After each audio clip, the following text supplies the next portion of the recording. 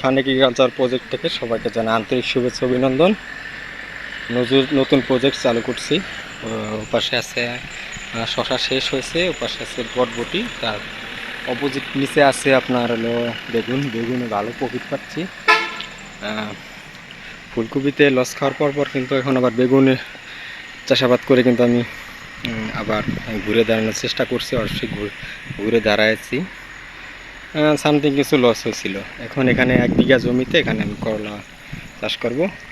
তো যে বিষয় নিয়ে আমি আপনাদের খুঁটিনাটি একটা আপডেট জানাচ্ছি সেটা হলো আপনার এই মালচিং ফিল্মে আপনার এই তাপমাত্রা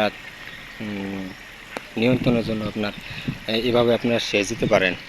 সপ্তাহে 1 দিন করে সেচ দিলে আপনারা যে কোনো ফসল করতে পারেন। এখানে 1 বিঘা জমিতে আমি করলা রোপণ করব 2-4 দিনের মধ্যে। আগে এখানে মাটি হলো অত্যন্ত শুকিয়ে গেছে, দেখুন মাটি ঝুরঝুরে, সেই কারণে আমি এখানে আবার সেচ দিচ্ছি। আসলে মালচিং ফিল্মের সেচ দিতে গেলে আমার খুব ভালো লাগে, অনেক সুন্দর দেখতে দেখা যায় যে কত সুন্দর করে লাইন টু লাইন পানি চলে আসবে। তো এই খুঁটিনাটি আপডেট। এখানে পানির মোটামুটি দেখি ট্রায়াল দিচ্ছি যে এখানে অ্যাক্রোল আনছি, অ্যাক্রোল আনার পরে আপনার দেখি কেমন কি হয়। অনেক প্রোডাক্ট ব্যবহার করছে অনেক কোম্পানি। তো এখানে কিছু পুরোনো মালচিং ফিল্ম একটু শর্ট পড়ে গেছিলো। 1 বিঘা জমিতে আপনার 500 মিটার আনছিলাম, তো 1 বিঘা জমিতে আপনার টোটালি 600 মিটার হলে হয়ে যায়, একটু লাগে। তো এখানে আমি পুরোনো ডিপ বসায় দিচ্ছি রিফারিং করে কোনো রকম। কী করবো এখন, আর মালচিং কেনা মানে অতি দ্রুত কাজ সারছি, তো এই কারণে মালচিং ফিল্ম কেনার সময় পাইনি।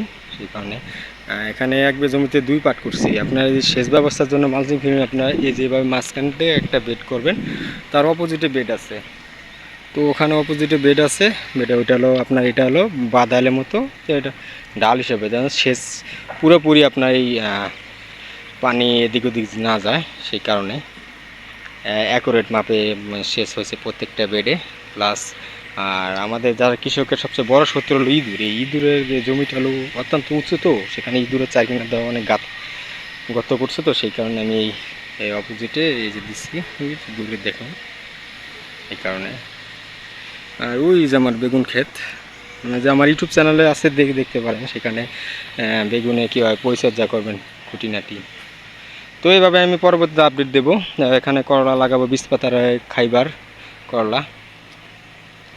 তো সবাই ভালো থাকবেন, আমার এই ইউটিউব চ্যানেল সাবস্ক্রাইব করবেন এবং শেয়ার করবেন বেশি বেশি করে।